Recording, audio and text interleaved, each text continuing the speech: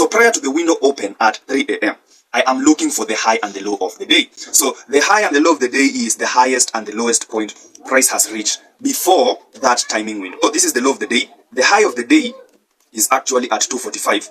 Now, once we have the high and the low of the day in place, this is where the liquidity comes into place. We need to trigger prices above the high of the day. And this pin actually triggered that. Now, sometimes it can be a pin, sometimes it can be a breakout.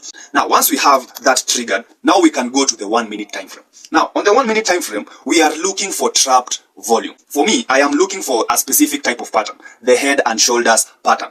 We need to look for those high quality setups. Number one is, if you look at the distance before the head and shoulders pattern formed, it needs to be significant. At least 1 to 2 if you are to get into that trade. And so the distance we are talking about is this.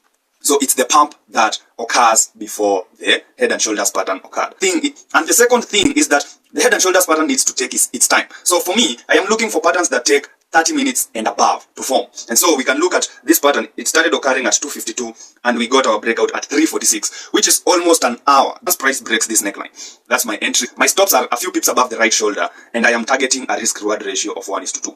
And that is how that trade played out yesterday.